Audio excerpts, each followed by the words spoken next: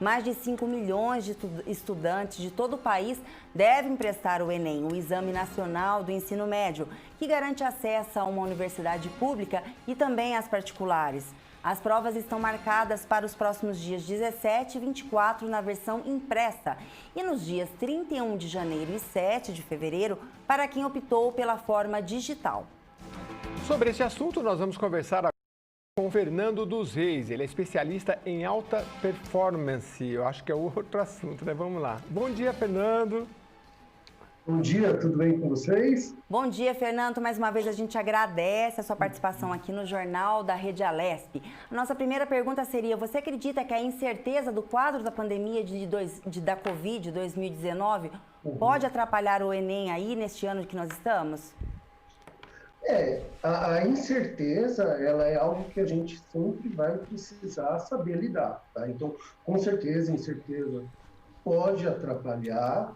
O principal agora é para quem vai prestar o Enem, para o aluno, manter o seu foco no estudo, porque independente se houver alteração ou não de data, o importante é manter o quadro, manter a sua rotina de estudo, manter uma agenda programada, porque cedo ou tarde vai acontecer, né? Então, realmente, manter o seu quadro, o seu grupo, a sua rotina de estudo, é o maior ponto de preocupação que o aluno tem que ter agora, que é a única coisa que, na verdade, está sob controle dele, né? Mais ou menos, não é, Fernando, o controle, né? Porque eu fico imaginando, até os adultos, se a gente não tem um horário para fazer as coisas, vai passando, né? Como é que você vê a importância, por exemplo, de se manter essa rotina, seja o estudo numa escola particular ou pública, de se ter um horário, né? Porque se você tem assim, olha, toma aqui um conteúdo para você, na hora que você quiser, durante o seu dia, você vai fazer. Isso aí não é um pouco complicado? Porque, assim, estar aquelas 4 horas na sala de aula, varia um pouco, né? É o que faz a gente manter a rotina e depois chegar na hora do Enem e estar apto, né? Então, olha, esse é um problema, melhor, esse é um desafio, não apenas para quem está estudando para a prova do Enem, tá? Para todo mundo que está trabalhando de home office também tem o mesmo desafio. Tá? Qual que é a melhor maneira que eu vejo de você superar esse desafio? Você precisa colocar na sua agenda. Então, você só tem uma lista do que você tem que estudar e do que você, ainda quais são os pontos que faltam. Se você não colocar quando você vai começar, qual o horário de início e de término, vai acontecer. Pode acontecer isso mesmo que você está dizendo. Vai deixando, acaba procrastinando e não entra realmente, não coloca em prática realmente. Eu vejo muito isso, tá? Tanto para quem estuda como para quem quer tratar a produtividade, que é o tema que eu mais abordo, tá? E eu sempre falo a mesma coisa, faça a sua lista de coisas que você tenha a fazer, mas não fica restrito à lista. Coloca as atividades importantes na agenda, tá? Então, eu acho que a palavra-chave agora é disciplina, né? Então, na escola, concordo, você tem uma limitação física, né? De 4 horas de manhã, ou de tarde, ou de noite, que você vai ficar lá estudando. Essa rotina, essa disciplina, só a única coisa que muda é que ao invés da escola, o aluno vai ter que ter a autodisciplina, vai ter que ter a autocobrança. E eu vejo isso, sinceramente, como um ponto muito positivo. Por quê? O aluno, assim como nós, estamos aprendendo a ter um negócio que chama-se autorresponsabilidade. Você estar num ambiente por 4 horas para estudar, onde você é obrigado com início e fim, exige um grau de disciplina e dedicação muito menor do que você falar, legal, agora eu tenho o escopo do que eu preciso estudar, eu tenho conteúdo e eu vou programar o meu dia para estudar nos horários que são mais adequados, né? Então é uma grande oportunidade da gente desenvolver a autorresponsabilidade desde pequeno, né? E qual que é a grande vantagem disso? Tá? É que aí a gente vai parar de terceirizar a responsabilidade dos outros. Então agora não vai ser mais só a escola, não vai ser mais só o horário, mas vai sim ser o aluno e não se programou da maneira que precisava. Eu sei que é simples e eu sei que não é fácil, tá? Porque se nós também cometemos alguns deslizes quando a gente fala disso, imagina o aluno que está começando agora. Então, é um desafio? É, mas é também uma oportunidade dele poder estruturar a grade de ensino dele, de estudo dele, melhor dizendo, da maneira mais adequada, da maneira que ele vai conseguir render, vai ter mais desempenho. Ô, Fernando, Ficou você... claro? Opa, desculpa, pode continuar. Não, porque aqui deu um Só corte. Só para entender se vocês concordam com isso. Não, você deu ênfase em duas palavras muito importantes, que é produtividade, né, e autorresponsabilidade. Minha pergunta para você seria, Fernando, a partir de que idade você acha que o adolescente ele já está preparado para ser autorresponsável e produzir de uma maneira que vai lhe dar resultado aí numa prova do Enem? Vamos lá. Quando a gente fala vamos falar especificamente de autorresponsabilidade, porque isso você pode desdobrar para qualquer campo, inclusive o estudo na aula do Enem. Tá? Até os 12 anos, é um período que o ser humano ainda está em formação. Tá? Então precisa de um apoio muito grande dos pais para poder orientar. Tá? Acima de 12 anos, a pessoa já tem condição de ser autorresponsável. Claro que não 100%, mas já tem essa condição. Agora, o que é mais importante? Tá? Filho é reflexo do pai e da mãe. Então, um ambiente onde pais e mães são autorresponsáveis, que são disciplinados, que fazem o que devem fazer, o filho já tem esse exemplo. Tá? Então, é uma construção, tá? Para quanto menor a criança, claro, mais apoio, mais incentivo, mais coordenação dos pais vai precisar ter. Tá? Mas eu diria que, assim, acima de 12, 13 anos, já tem todas as ferramentas possíveis para poder trabalhar com a questão de autorresponsabilidade. A questão única é qual é a linguagem que você vai utilizar para que possa realmente fazer sentido para a criança. Né? Porque algumas, por exemplo, você chegar para uma criança de 13, 12 anos e falar autorresponsabilidade, talvez ela nem saiba o que é isso. Né? Então, como você traduzir isso para o universo deles, que é o grande desafio. Tá? Agora, de novo, isso é uma construção. Né? Eu tenho certeza que agora, tá? Quem desde pequeno foi colocado limites, foi estimulado a estudar, foi estimulado a cumprir os seus deveres como estudante, como aluno, está com menor dificuldade de cumprir agenda, de estudar, de se programar, porque sabe dos seus limites e sabe dos seus compromissos também. Tá? Então, agora, realmente, é uma construção, mas eu acredito que acima de 12, 13 anos já dá para inserir bastante carga de autorresponsabilidade.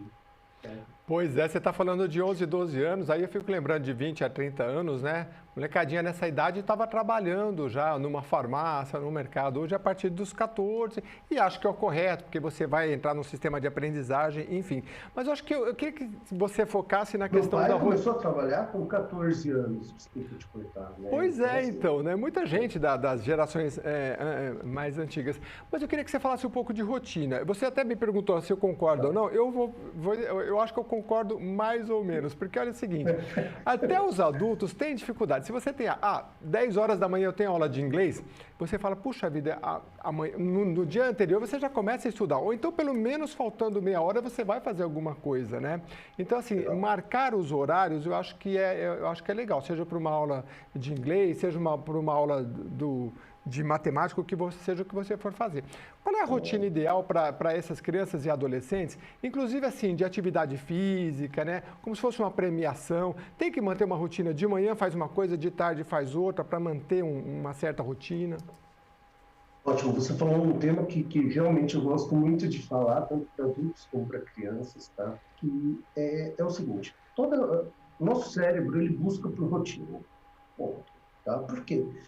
Toda vez que você está numa rotina, você economiza energia. Você não tem que parar e começar a fazer, tomar decisão do que você vai fazer naquele momento. Então, é uma busca à rotina, tá?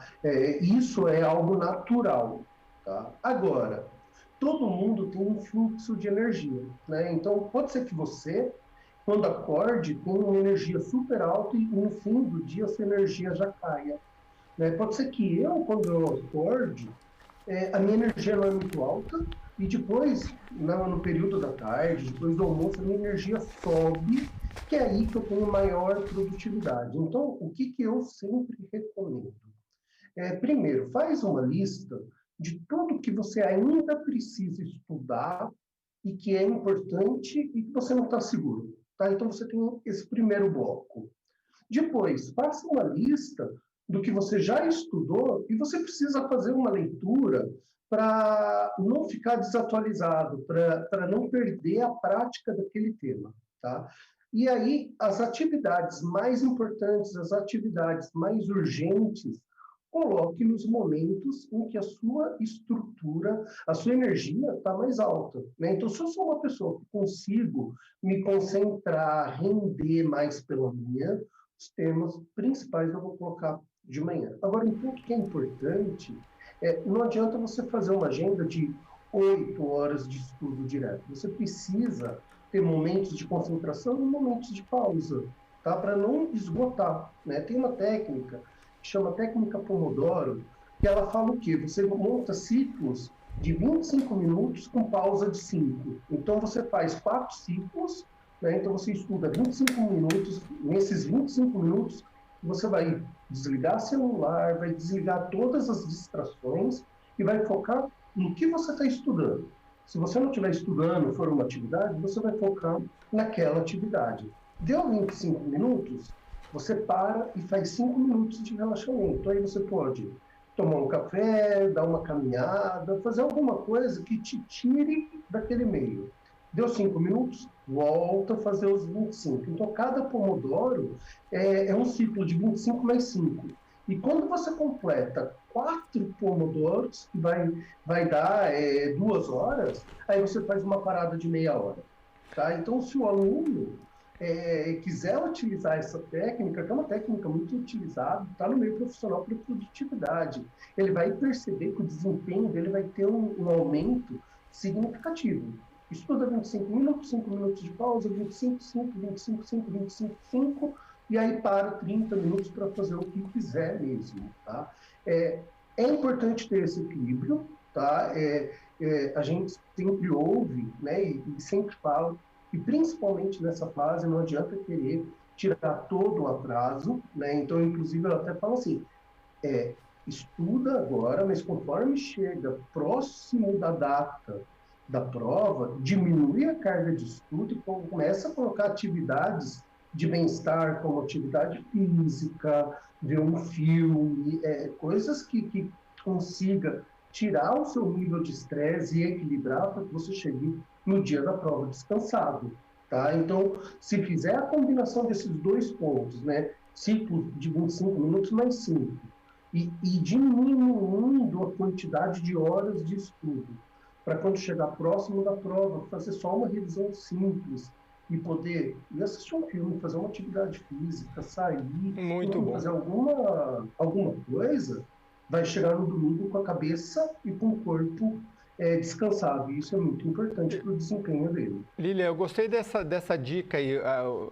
Mamãe, estou cheia de energia para jogar bola, então vai estudar, né? Porque você está no pico da energia, segundo o Fernando explicou aí para a gente. Com certeza. Isso aí. E usa jogar bola para poder descontrair, né, nesses blocos de 30 minutos para poder ter o equilíbrio dele. Ô, Fernando, a gente ouve muito escutar, ainda eu não tive essa experiência de ter, de escutar nesses audiobooks. No meio desses estudos, o aluno cansado, ele deitar e escutar um livro, vamos dizer, de literatura, também tem a mesma forma de recepção desses conhecimentos, dessas informações, ou somente a leitura? Não, assim, eu sou partidário que toda forma é válida, tá? Então, audiobook, vídeo, livro, todas elas são importantes e são válidas. Agora, uma coisa que é importantíssima, ouvir um audiobook deitado, tá, não vai dar o mesmo efeito do que você ouvir um audiobook sentado na mesa com o caderno para fazer a anotação. Porque é uma questão de foco, de concentração. Tá? Quando você ouve só por ouvir, tudo bem, você tem uma absorção, mas é muito pequena. E aí eu vou dar o meu exemplo. Tá? Eu percebo que quando eu vou ler livros, se eu ler sentado no sofá, de qualquer jeito, relaxado, com a TV ligada, depois que eu leio 10, 15 páginas, muitas vezes eu não lembro do que eu li páginas anteriores, eu sei o contexto, mas eu não lembro de muitos detalhes. Aí eu pego um outro dia, tá? Que normalmente quando eu acordo eu faço meu café e tenho essa prática de 30 minutos de leitura diária. E naquele momento eu estou lendo e tomando só o meu café. Só isso. Eu estou realmente focado na leitura. A minha absorção é bem maior. Tá? Então, é válido? Mas, sinceramente, a qualidade da informação que vai absorver precisa ter uma certa estrutura. Tá? Então, se a pessoa tem maior facilidade com um vídeo, ok, mas faça sentado como se estivesse estudando com livro. Tá? Então, abre no computador, abre no celular, mas esteja sentado numa posição correta, fazendo as anotações, porque se estiver largado na cama ou se estiver assistindo outra coisa junto, você divide a atenção. E aí a absorção vai ser bem menor. Tá? Vai ser bem menor. Então é válido, mas eu não tiro os cuidados que precisa de ouvir como estudo e não ouvir por ouvir. Agora, Fernando, a gente está conversando aqui com o Fernando dos Reis, ele é especialista em alta performance. O pessoal até brincou aqui, você está achando que é especialista em performance física, mas tem uma conexão, não é, Fernando? Porque a gente vê hoje muita criança hiperativa, né? Eles parecem uns leõezinhos dentro de casa numa jaula, né? Eles andam para lá e para cá se eles ficam sem fazer alguma coisa, né? Para essa criança, como é que a gente tem que fazer assim, por exemplo? Às vezes ler e andar, não sei, fazer alguma coisa que ele gasta energia, porque a gente sabe que não é fácil. Sentar e ficar lendo 30 minutos, para adolescente começa a pinicar, né? Pinica as costas, pinica... Exato. Assim, ó, tem um livro que aí virou até uma técnica que chama microhábitos, tá? Dependendo da idade, 25 minutos, 30 minutos é um tempo muito alto. Então, não consegue 30, faça 15, não consegue 15, faça 10. Mas quando estiver fazendo, quando estiver estudando, estude. Tá? Assim como, quando estiver fazendo um exercício, faça o exercício sem estar com a cabeça no estudo. Porque senão você não vai descansar, você não vai desconectar. E é importante essa desconexão. Agora você falou um negócio sobre atividade física que é muito importante. Por quê? Gastar energia, a atividade física, ela te traz para o momento presente. E isso é uma das maiores indicações para controle de ansiedade. Tá? Então, quando a pessoa fala assim, eu estou muito ansiosa, tem algumas técnicas que a gente pede, né, para a pessoa fazer, porque vai melhorar o quadro de ansiedade dela. Então, exercício físico é porque na prática do exercício traz o foco para o momento presente. Respiração técnicas de respiração, tipo mindfulness, meditação, que aí para criança é um desafio muito grande, né? Mas é uma outra técnica, né? Então, a prática do exercício, o gasto de energia, principalmente para a criança, para o adolescente, é importantíssimo, porque é uma oportunidade de ela produzir alguns hormônios que vêm da prática do exercício, mas principalmente ela entrar em momento presente.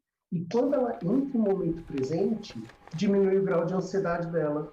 Né? E assim como a criança, o adulto, quando tem ansiedade, você fica pensando tanto com o que vai acontecer, com o que pode acontecer, que você não consegue se concentrar no que você tem que fazer naquele momento.